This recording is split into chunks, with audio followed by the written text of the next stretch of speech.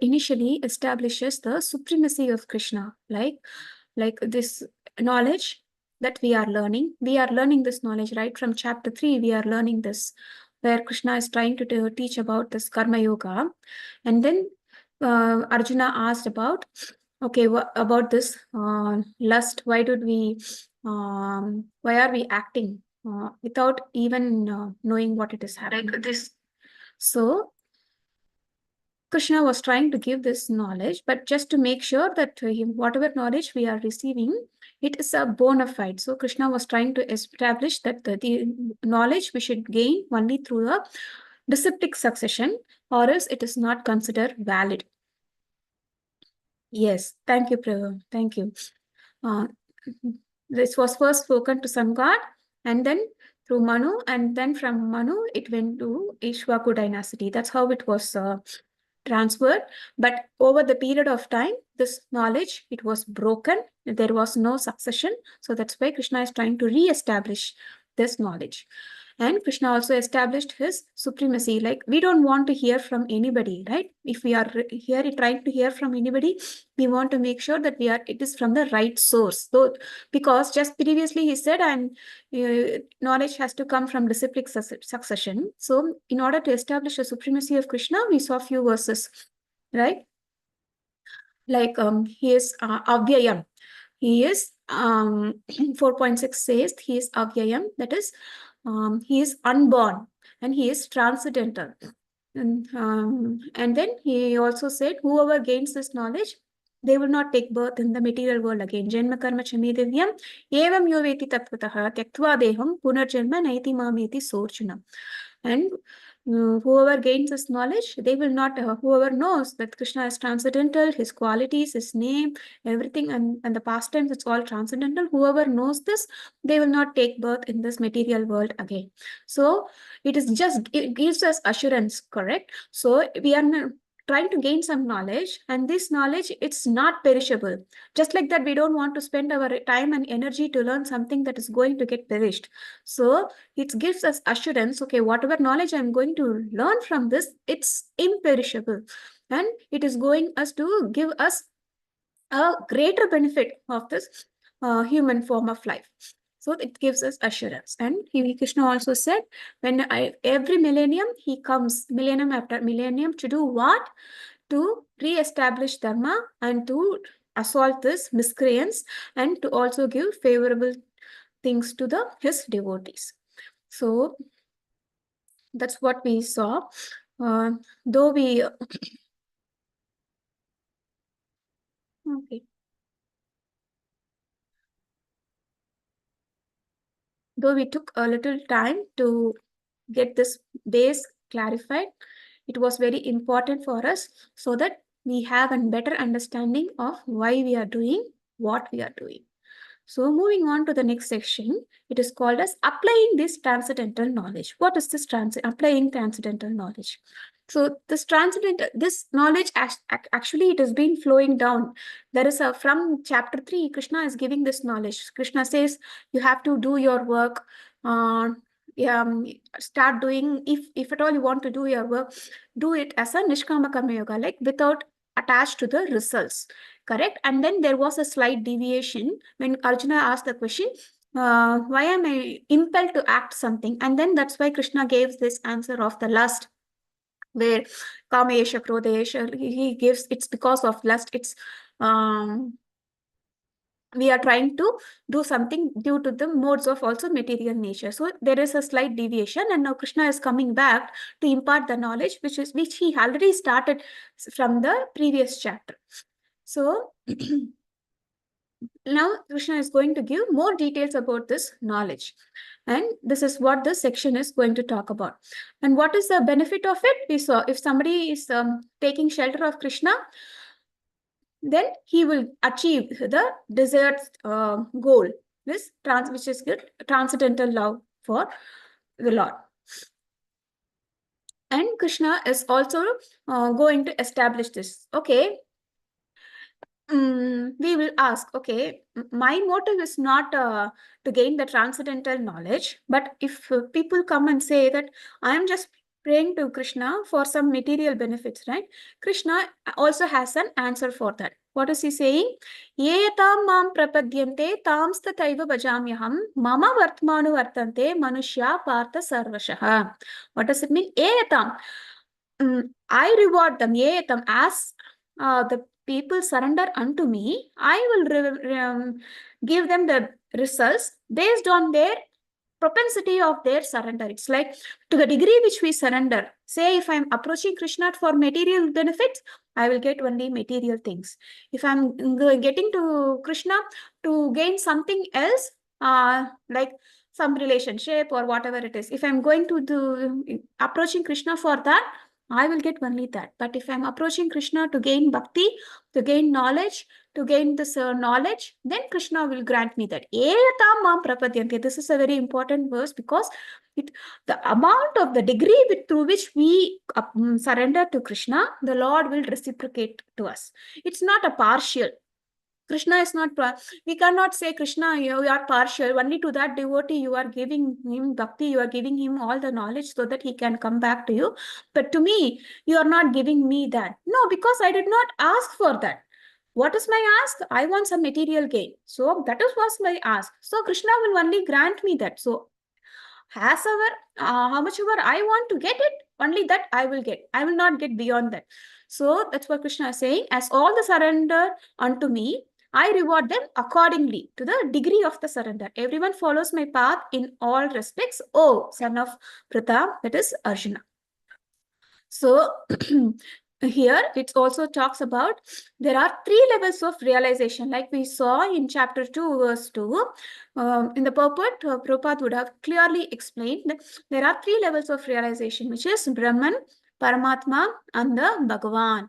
Say, if my approach is only to get into the Brahman effulgence, that is what I will get. But if I want to understand about the Paramatma, then these yogis, these Ashtanga yogis, their object of worship is only Paramatma. But what the devotees do, they will have a Bhagavan as their ultimate goal of life. So the degree through which we surrender, that's what we will get. So everyone is looking for Krishna in different aspects of his manifestation.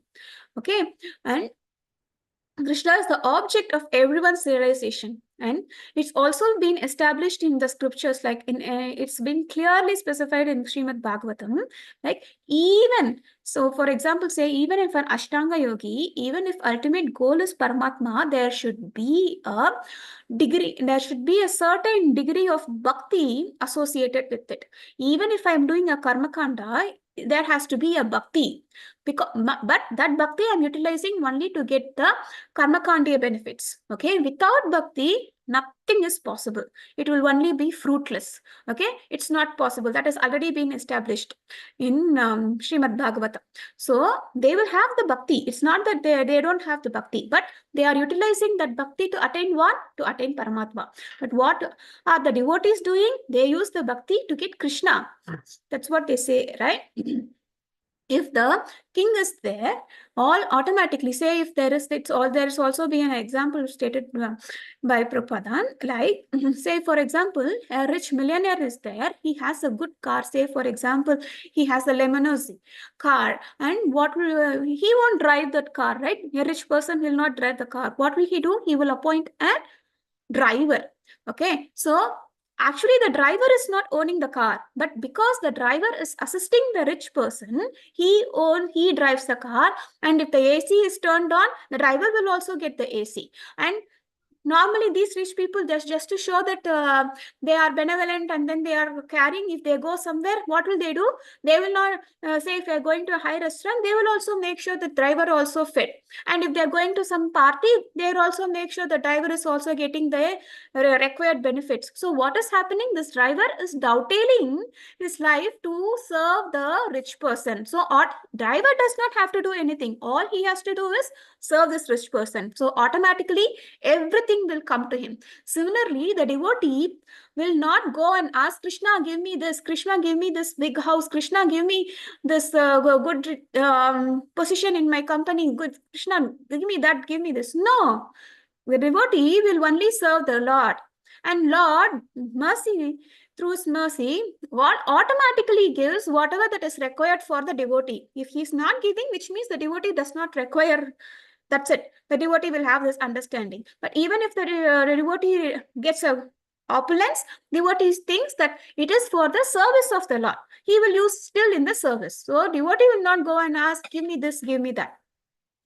So the Krishna reciprocates based on the desires. What is that? Fruitive workers is how the Lord reciprocate Yagneshwara. So these fruitive workers, what they will do? They will do a lot of yagnas, they sacrifice, and through after sacrifice, they will ask for, okay, have you, I'm not sure how many of you have learned about it. In the way I was brought up, like say, for example, if I want to have a good health, then the pandits will say, okay, do this type of yajna. Or if I want to, some people will, if they want to have a either position, or if they want to have a issue in their, I mean, like they want to have like kids in their family, that then they'll also say, okay, do this yajna, do that, do this. So what are they doing? They are still doing bhakti. And how do they are doing? Through this yajnas. And Krishna reciprocates as an Yagneshwara. Okay, for this impersonalists who want to merge in the Brahma Jyoti, this Brahman, like they think that that is their ultimate goal. They want to merge themselves. That's what they think. And Krishna reciprocates as Brahma Jyoti. And yogis, he gives mystic power. And for devotees, he gives 5 primary rasas. So that's what in Srimad Bhagavatam it says, akama sarva kamo va moksha kama udarati tivrena bhakti yogena yadetya purushat param. So what they say, akama, if you don't have any wish, akama sarva kama, I have lot of wish. Okay, I have so many wish list in my cart. I have so many wish list. And moksha kama, okay, I don't have these material wishes, but I have moksha as a liberation as my wish.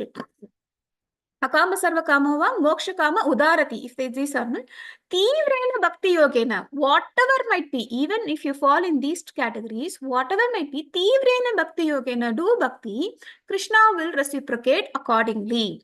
So everyone depends on the mercy of the Krishna. Okay, all kinds of spiritual process are by different degrees of success on the same path. So it is all the same. Sorry. So it's all the same, but it's all kinds of, they are just degrees through which we surrender. So that's what this verse is trying to establish. It's been quoted in whatever lectures I have attended. It's been quoted because it is just to make us realize that how much ever I surrender, that's what I get it. If I surrender, that if I voluntarily give up some of my sense gratification, then accordingly I will get it back. So it's very important to understand that to the degree which we surrender, that's what we get back. Kankshata karmana siddhim yajanta iha devata shipram hi manushe loke siddhir bhavati karmajam. Men in this world desire success in fruitive activities and they worship the demigods. Quickly, of course, men get results from the fruitive work in this world. So what do nowadays we can't wait, right? The way the things are going, everything is like fast forward, and it's fast food, everything fast food. So even we want quicker results. If somebody comes and tell me, okay, you keep doing this practice, this is the solution. I say I have a problem, I don't have issue in my family. I mean, in the sense, what if the issue is, it's like, say there is no next generation. What will I do? Okay, just keep doing this. Eventually, you will get. I can't wait for some, because I'm so impatient. If I'm so impatient, I can't wait for so long. So what will I do? I will go and hunt for somebody who can give me the satisfy my wish quickly. Okay, that's what people do. Because they want to get the success, desire success quickly, and therefore they approach the demigods. That's what Krishna is trying to say. What is the difference? Why Krishna is trying to differentiate here? Demigods, we saw in the previous chapter, in chapter 3, we saw when we saw about the cycle, the rain-grain cycle. What did we see? Then demigods are nothing but the authoritative person, okay, like the government officials. Similarly, demigods are like the authoritative person appointed by the Supreme Lord to do their respective activities. The sun god has his own duty, the moon god has his own duty, Indra, Varuna, everybody has their own jurisdictions and they work on that. They are appointed person, but normal people does not know. We think that they are the supreme, they are the controller, and they are the one who grant. It will also be clearly explained when we go to the chapter 7, where they say demigods also gets the power only from the Supreme Lord. Until then, let's stay put. So always worship Supreme as obedient servants, these demigods, and created by Supreme. Then they are exist within the material nature. But Krishna is beyond material nature. And they are delegated, like they have own delegation, right? The sun god has his own jurisdiction. Similarly, the moon god, the Indra. Indra is also a post. It will change. Every mantra, Indra will change. We saw yesterday that there are 14 Manus in Brahma's day of life, right? For every Manu, this just like the cabinet minister change once the prime minister gets his role, right? Similarly, these ministers, these are all these demigods, whoever is residing in this Vargoloka, all the person, all those demigods, there will be a change. Okay, subordinate to the will of Supreme, and they are subordinate to the will of Supreme. But Krishna is independent. He makes his own decision, but still he will, even though he makes his own decision, but he gives himself to his devotees. For devotees, Krishna will do anything. Have material bodies, hence subject to birth, old age, disease, and death, and come under the influence of 3 modes of material nature. Even the demigods comes under the mode of material nature, but we saw that no, Krishna is the controller of 3 modes of material nature.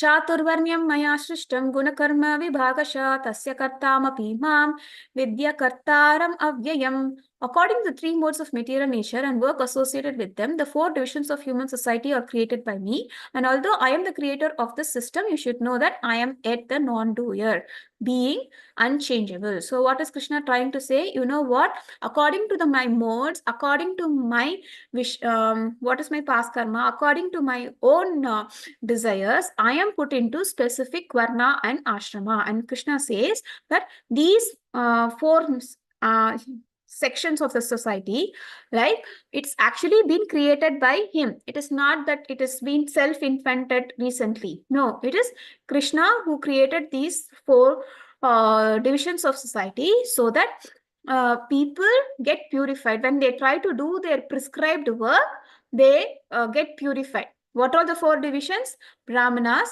Brahmanas are predominantly in mode of goodness because they try to connect with the Lord, and they have some designated work. Brahmanas, it's like patan, patan, yajan, yajan. It's like they read the scriptures, they teach the scriptures, and they do sacrificial things.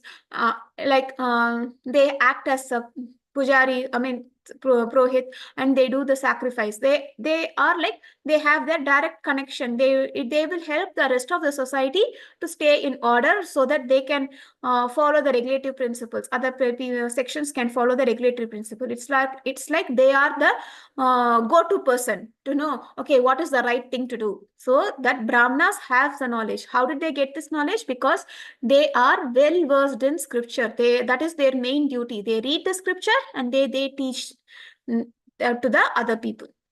And Kshatriyas are mode of passion. Okay, what does it mean? Kshatriya, they are like the protector, like like administrative class. We can say they are like an administrative class. It's like they make sure that the people are safe, they have everything, they are protected. That's their duty. And Vaishyas, they are mix of passion and ignorance. Why? Because they are the class of mercantile. So they are like, the Vaishyas are the class of mercantile. They do trading, deliver the goods, and procure all these things. Vaishyas take care. And Shudras are the laborers class. They do the hard work, they do the work. And it is not that one class is inferior or superior. It's just that they are trying to distinguish. There are 4 different class based on the individual soul propensity and also his desire. He will be put into these 4 class. So once we are into something else, then we have to make sure that we act accordingly. What is my rule? So now Arjuna falls under the class of Kshatriya, right? So what is his roles and responsibilities of a Kshatriya? He has to protect the kingdom. He has to fight the war. So Krishna is still coming to the same topic again. Oh, Arjuna, no, you have to fight the war. So all these information he is still giving based on those questions raised by Arjuna. Why he has to fight. So everybody has to do the work. And Krishna is also saying, even though he is the creator of all these 4 varnashrama, he is not the real doer. And we might think, okay, somebody is a creator, he will also be responsible, right? No, he is not the real doer. So, okay, this is clearly established. What does that mean? Like Brahmana, Kshatriya, Vaishya, and Shudra. But Vaishnava is higher than the Brahmana. Vaishnava is what? The devotees who have like the 4 paramparas which we saw yesterday, right? Sri Vaishnava, Madhva, and this Rudra Sampradaya and the Kumara Sampradaya, all these things, they are the Vaishnava because they worship the Supreme Lord. So they are called as Vaishnava and they are in much higher class than the Brahmanas. And what is the purpose? To elevate from animal status to the human system. So why do Krishna create 4th society? So we also don't do the same 4 activities like Ahara, Nidra, Bhaya, Maithuna. So we also don't do. We have already done that in the so many million species that we took before attaining the human form. So Krishna is saying to elevate ourselves. Now what? Okay, I'm tired of doing the same thing. Now what? So that's why this 4 system is there. And people should purify themselves by regulating the desires. Correct? We also have some rituals. There will be something like there will be a specified month where we say, okay, you should not eat this kind of grain. You should not do this. By regulating the desire, this is called as tapasya, voluntarily taking up some difficulties in that is called as tapasya. I voluntarily want to do. And today is Ekadeshi. How many of you have taken up Ekadeshi Vrit? Can you raise your hands? Anybody? Anybody doing Ekadeshi fasting today? Hari bol. Thank you, Prabhuji. So, this is also tapasya. So, voluntary taking up. So, I'm trying to get away from my sin. It's so tempting, but still for one day, thank you, Mataji. For one day, I voluntarily give up. So, through this what? The senses gets purified. Correct? And process of purification for one whose material desires inhibits him from directly approaching Krishna. So what will these all leads to? When I do all these things, it will automatically take me up to the Krishna consciousness. So what does it mean? What does it mean by Krishna consciousness?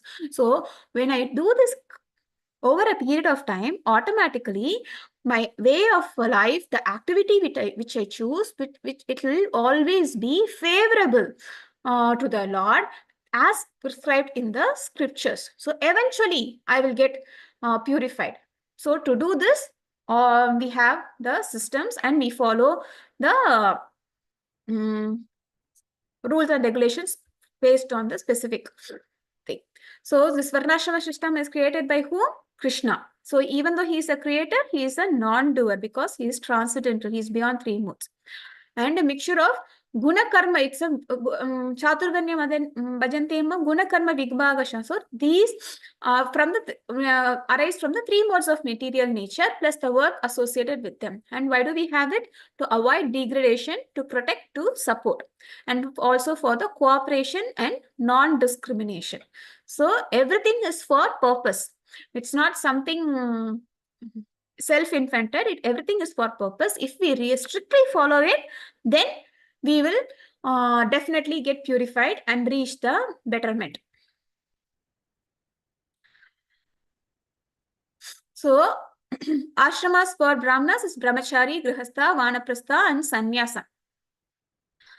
This is all ashram. So Varna is 4, Ashrama is 4.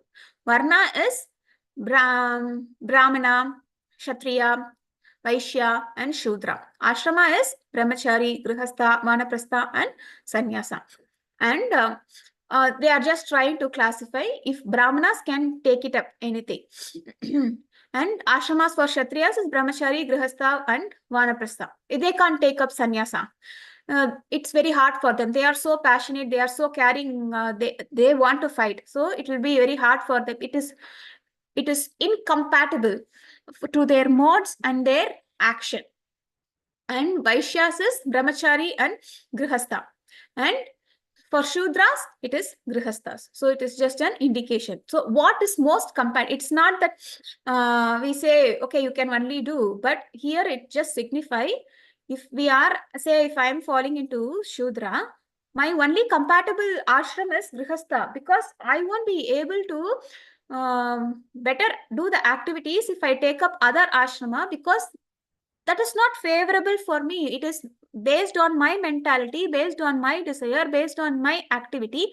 That is not favorable for me. So that's what Krishna also tells in chapter 3, right? Arjuna, don't try to renounce without your purification in your heart. Don't try to immaturely do something. So that's what here it says. This is only the compatible thing. Just it gives us a knowledge. So ideal person will take only what it is compatible and not argue on this. Namam karmani limpanti name karma phale spruha iti mam yo bhaji amiti mam yo bijanati karma virna sabhadyate. There is no work that affects me, nor do I aspire for the fruits of action. One who understands this truth about me also does not become entangled in the fruitive reaction of the work. So Krishna here says, you know what, Arjuna, though I created it, I am the controller of it, but still there is no work that affects me. If I don't do any work, nothing is going to affect me. But if I am in material world, if I don't do work, then it will affect me. As a responsible household person, I have my own duties. I can't say I'm renounced. But Krishna is not like that. Even if he does not do, nothing is going to affect me. But still, Krishna does. See, when he was in Dwaraka, he was a perfect husband. He was a perfect father. He did everything. He was a perfect son. Whatever he was expected to do as the role, he did everything.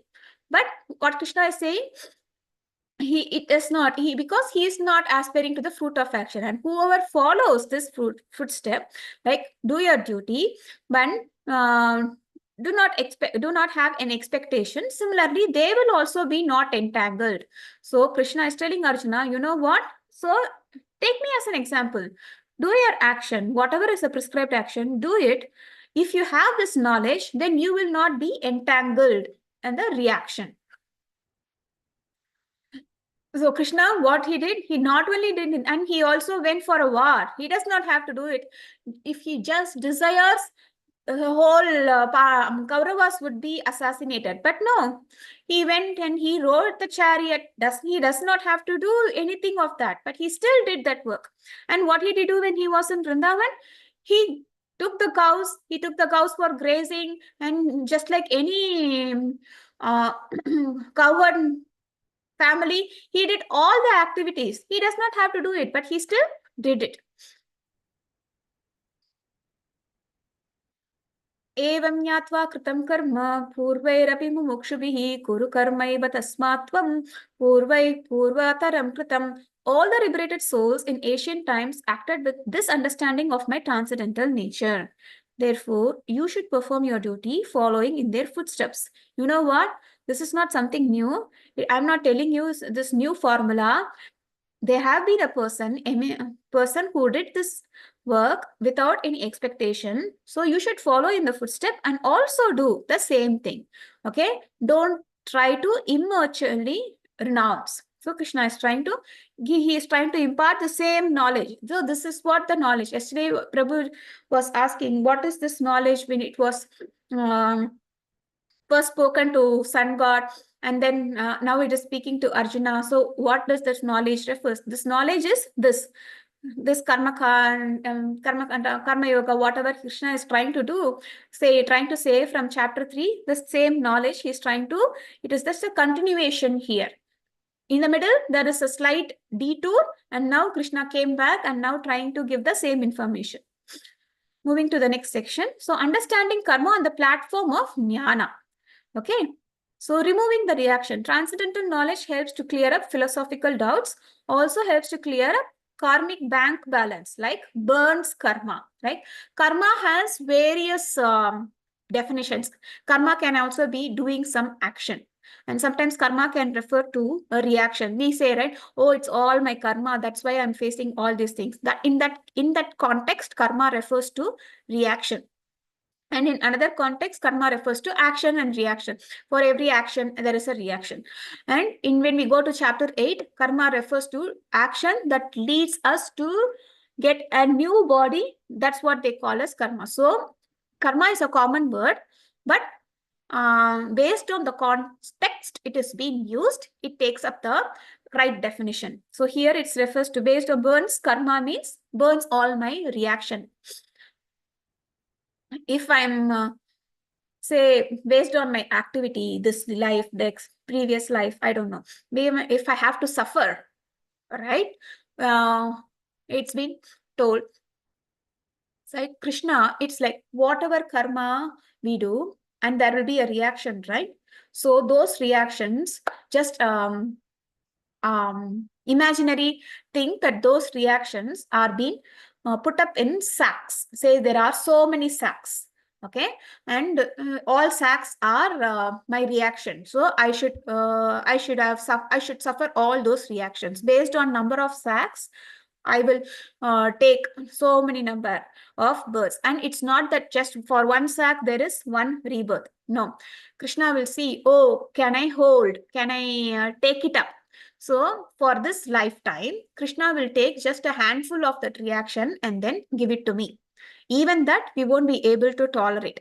And similarly, there will be another unopened sacks that is waiting on me, and even within the sacks that is open, he just took a handful and then he gave it to me. Okay, so what does it mean by burning of karma? It means, so whatever that is not being used, right, only he took the handful and then gave, there is still a half bag in the in this, and there is still an unopened bag. Burns means everything will be whatever that is not being touched, everything will be burnt. So that's what they say, it's called as burning of karma. And how do we burn the karma? That's what Krishna is going to explain. Karma is a universal law of nature. For every action there is a reaction. See, action, reaction. Bad karma is obviously undesirable, and Krishna explained that even good karma should be avoided. Why is good karma should be avoided? Okay, we know bad karma means we will suffer. Good karma, what will happen if I have a good karma?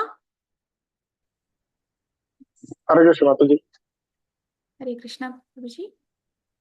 Yes, if we do good karma, it will also to get the benefit of the good karma, we have to receive another body, and that will intend result to fall into the birth and death cycle. Exactly. Thank you so much, Prabhuji. Yes, for good karma, we might go to heavenly planets, but after that, it is like say we took a visa and then we went to Switzerland. How long we can stay? As long as the visa is valid. Once the visa is expired, we have to come back to our own country. Correct? So similarly, as long as the good karma is there, as long as we use it, it is in our kitty, we can experience that. But after it has been nullified, then we have to come back. So if we come back, what we will do? We don't know whether we will do a good action or a bad action. We might also end up doing some bad action, or we might also have to do. So that's why it says even the good karma should be avoided. Beyond good and bad, there is spiritual level, which is no action and no reaction. There is no reaction for any action which we do. That is called as akarma. We will learn more about this akarma now. So next section is going to talk about the jnana, that is action. What is an action? What is a forbidden action? What is an inaction? That's all this section is going to talk about. So karma is action which are performed in terms of one prescribed duties as mentioned in the revealed scriptures. So karma, say for example, as a grihastha or whatever varna I am into, that varna, and as a grihastha, if I am supposed to do some prescribed duties, if I do that prescribed duties, then that is called as karma. Just following the instruction and doing that activity sincerely, that gives me karma. What is vikarma? Doing against the scripture. If I'm not supposed to do that, but still out of my own whimsical nature, I think, oh, what is the scriptures all about? It's just that those are all olden age. Even in modern age, you are talking about the scripture. And if I do something against it, what will I end up doing it? It is called as vikarma. It is a forbidden action. I have to reap the sinful reaction for it. And what is akarma? Action which is free from one side, which frees one from cycle of birth and death. So what does it mean? This is called as akarma, is not called as this nishkama karma yoga, right? So doing an activity, but with the knowledge that I am not attached to this results. Somebody is going to gain the results. I am not attached to the results. And with the knowledge that this is all going to get connected to the Lord. So if I have that knowledge and do the activity, then that will give me a karma. So what is the benefit of having a karma? I will not be entangled in the results. If I'm not entangled in my results, what does it mean? Then I don't have any leftovers to come back next life and then take new birth. I'm not at all having any repercussion. So automatically you will be able to come off as this material entanglement. As per the law of nature, for every action, there is an equal and opposite reaction, correct? So if I do karma, even it might be a good karma, there is an equal and opposite reaction, correct? So that's what they're trying to do. So instead of getting into this, try to do a karma, which is doing karma with the knowledge that it is not going to impact I'm not going to get impacted by the results. Kim karmeti kavayopyatya mohita tatte karma pravakshyami yajñatva moksashe shubha. Every intelligence are bewildered in determining what is action, what is inaction. Now I shall explain to you what action is, knowing which you shall be liberated from all misfortune. So Krishna is going to explain what is this action, inaction, everything. Karmanopyapi bodhavyam cha vikarmanaha akarmanascha bodhavyam gahana karmano gatihi. The intricacies of action are very hard to understand. Therefore, one should know properly what action is, what forbidden action is, and what inaction is.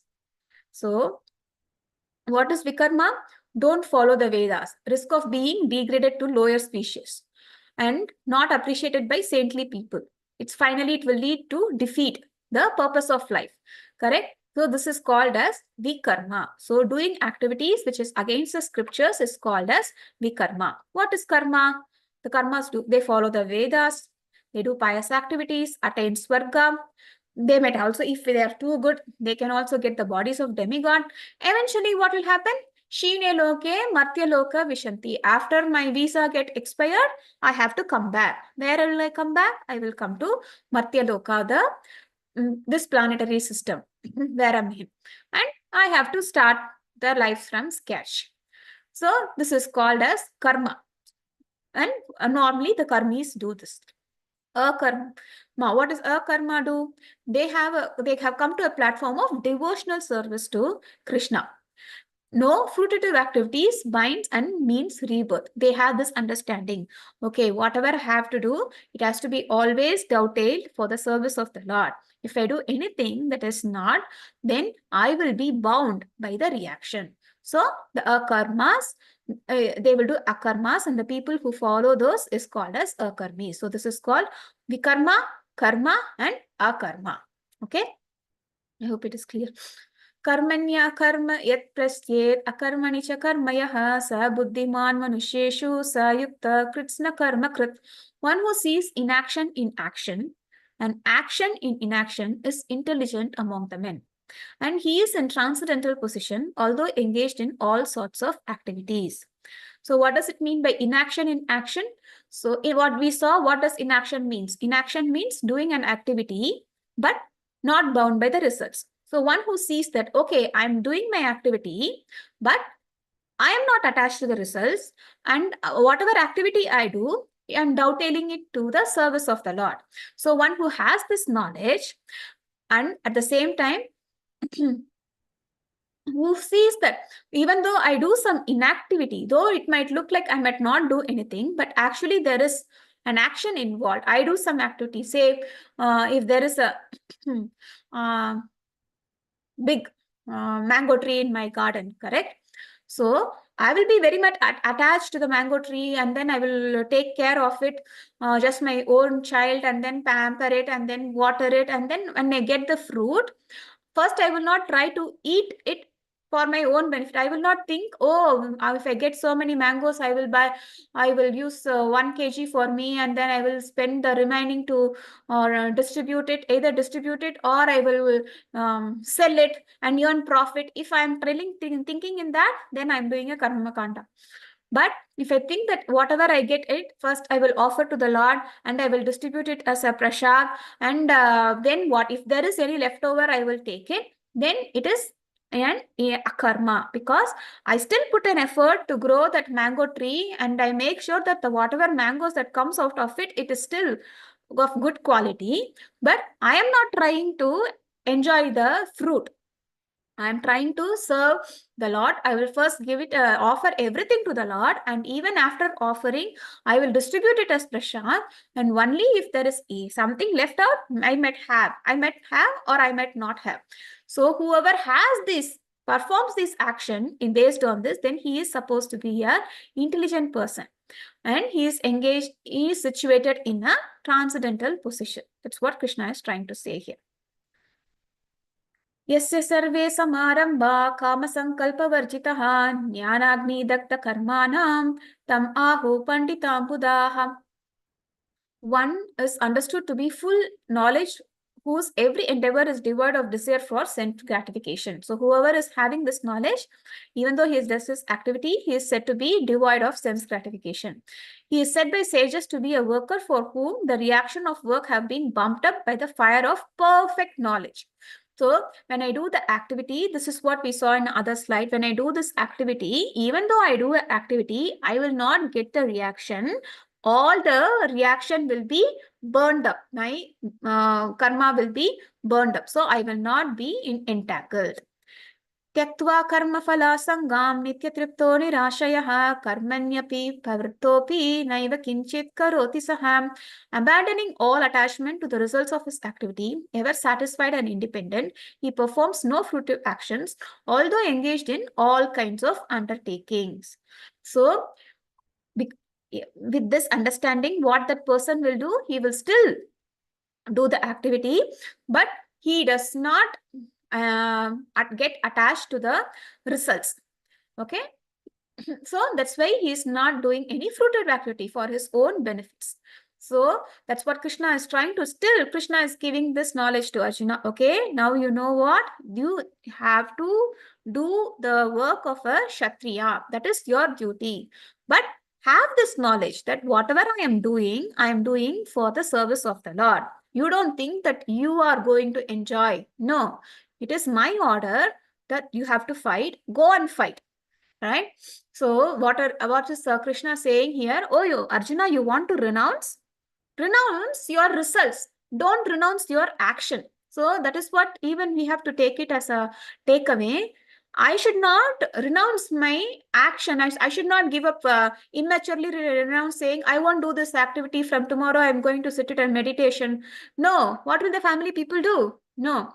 But I have to do my activity. But if anything comes, say if my child is getting good scores or getting in a good position, I should not take the credit. I should give up that credit to the Lord. I did my activity. Whatever that comes up, I'm not taking the responsibility of it. So that's what they say. Renounce your results. Don't renounce your activity. Correct? And what does it mean by he performs no fruitive action? So there is also indication in Srimad Bhagavatam, also in Mahabharata, right? After the war is over, Yudhishthira, King Yudhishthira was lamenting, because he was lamenting, he is the source of every destruction. Like, even though he won, he is so compassionate, right? He is Dharmaraj. He is so compassionate to all living beings, and he saw that there are so many um, women who lost their men, and like children didn't have their father, because when they came to fight on behalf of Pandavas, so they have to sacrifice. And even in Kaurava's side, all the other people, he was thinking, oh, just for me to gain this kingdom, I have caused so much of devastation. He was lamenting. Okay, and then Bhima was telling Yudhishthira, you know what? Though you won the war, now you are fighting the war in your head, and you are losing the battle. You have already won the war. You are the king, and now you are fighting the war in your head, and you are losing it. But still, Yudhishthira was not willing to take these things. He was still blaming himself for all this action. So finally, what they did, okay, let's go and talk to Bhishma. That's why we saw that Bhishma was giving the knowledge, right? That's how the Vishnu Sahasranamam came, remember? So Bhishma was trying to give this knowledge. Finally, Bhishma was trying to convince, but he still, you know what? This is the will of the Lord. Lord wants this war to be taken place. You are just an instrument. So think in that way. We should be fine. Even I don't want to fight against the Lord. You think that it was easy for me to fight against the Lord? We saw in another picture, right? Krishna was taking the chariot wheel, and he was about to throw to Bhishma. Krishna was ready to do that. So you think it was easy for me to fight against the Lord? No, it was not easy at all. But still I did that, because Krishna wanted me to be a part of it. And now what? You see the benefit? Nobody can get it. Now I'm going to leave this body, and Krishna is in front of me. Who will get this opportunity? When somebody leaves on front of the Lord, he departs. There is no birth at all. So Bhishma is saying, if everything is for a good cause, so just think you are working for the will of the Lord. So that's what they say. So perform an activity thinking that I am doing as a service. In that case, you will not be attached to the results, and you will not be entangled to the fruitive action. निराशीर्यत चित्तात्मा त्यक्त्वा सर्व परिग्रहः शरीरं केवलं कर्म कुर्वन्नाप्नोति किल्बिषम्. Such a man of understanding acts with mind and intelligence perfectly controlled, gives up all the acts only for the bare necessities of life. Thus working, he is not affected by sinful reaction. So if same things, whatever we discussed now. So if we work through this understanding, then we will not be entangled in the results and not get affected by any sinful reaction. Yadrishyalabha santushto dvandvato vimatsaraha samasiddhau asiddhau cha kritva pina nibadhyate. He who is satisfied with gain which comes of its own accord, who is free from duality and does not envy, who is steady in both success and failure, is never entangled, although performing action. So, same person. So, if he is doing this activity, he will not be agitated. And if there is a failure, nor he gets jubilant and jump up and down if he is getting success. He will be calm and equipoised. Such a person, he will not be entangled, although he is performing action. So, do your duty, Arjuna. Gata sangasya muktasya jnanavastita chetasah yajñācharitah karma samagram praviliyate. The work of a man who is unattached to the modes of material nature and who is fully situated in transcendental knowledge merges entirely into transcendence. So, what is the benefit of it if I work in such understanding? So, the work, if whatever I do, what is the benefit of it? Then I will be engulfed in this transcendental bliss. I will get the transcendental knowledge. If all my activities are being dovetailed for the service of the Lord, eventually I will get the transcendental knowledge. So that's what it displays the picture of Goswamis, right? Six Shad Goswamis. So their activity, we can't even imagine how they led their life, but still they were always in bliss. Even though they lived a life of a mendicant, they never felt that they are suffering, or because they were always situated in the transcendental bliss. And that's why we got now so many scriptures. Only because of the six Goswamis, now we are able to understand what Krishna is really trying to tell to us through this Bhagavad Gita. Brahmarpanam Brahmahavir Brahmagnau Brahmanahutam Brahmaiva Tena Gandavyam Brahma Karma Samadhinam.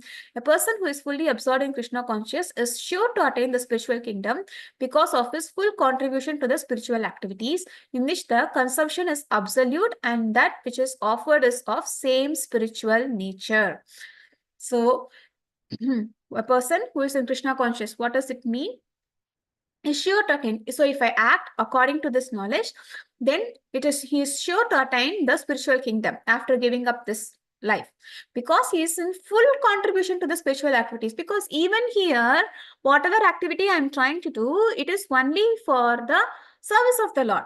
So I'm already doing this activity, and which is consummation in absolute, and which is offered is of same spiritual value. So whatever activity I do, it is not get anything entangled with any material modes. So whatever activity I do, if I dovetail it to the service of the Lord, automatically, eventually, I will be situated in the transcendental bliss. And so what is the benefit of it? So eventually, over the end, they will reach the spiritual kingdom.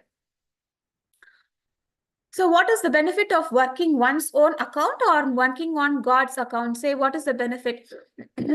There are some examples. A cashier receives or issues lakhs on behalf of bank. The moment he steals a penny, he is arrested, correct? So say, for example, a cashier is working, right? If a cashier is working in a bank, every day he will get lot of money. Somebody will come and deposits lots of money.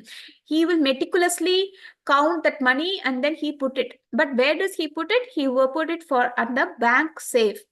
Okay, so if he does this activity, he do this meticulously, he will be saved. But what if cashier takes something which the customer gave and he takes it away? Then he will be penalized and he will be arrested, because that is not his money. He is working on behalf of the bank.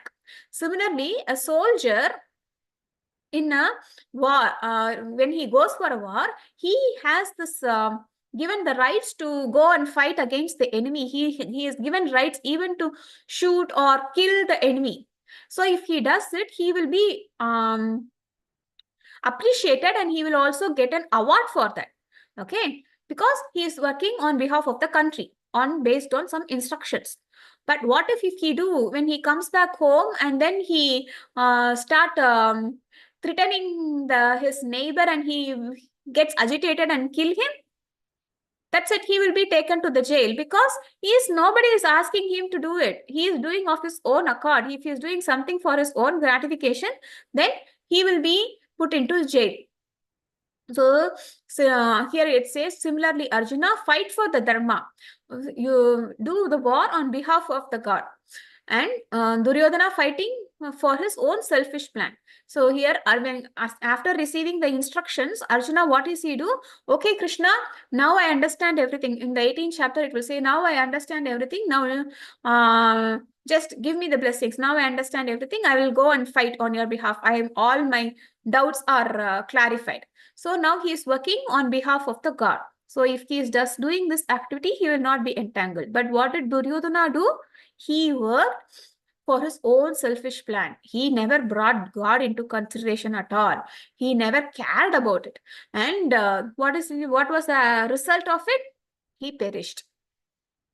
So this is what it's compared to unwinding and winding of the spool in the tape recorder. So it all depends on how we act and with what intention we act.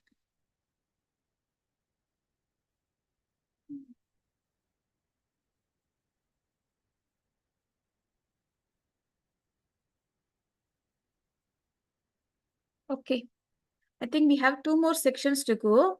I don't want to hurry up. maybe we can pause for today, and then we will see if there are any questions or clarifications. Remaining 2 sections, maybe we can take it up in the next week.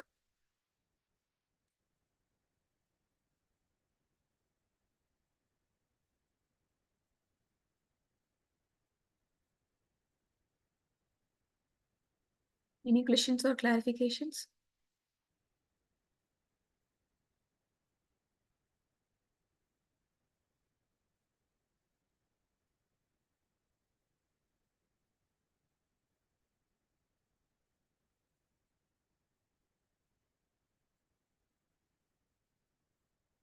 Okay, if there are no questions or clarifications, then we can end this call today. Don't want to take most of your Sunday time. Thanks, devotees, for joining us this weekend to learn more about what Krishna was trying to say in chapter 4 of Bhagavad Gita. My humble obeisances to you. Vancha kalpatarupyascha kripa sindhubhya cha patitana pavanebhyo vaishnavebhyo namo namaha. अनंत कोटि वैष्णव वृंद की जय, शिला प्रभुपाद की जय, ग्रंथराज श्रीमद् भगवद गीता की जय. Hare Krishna. All good.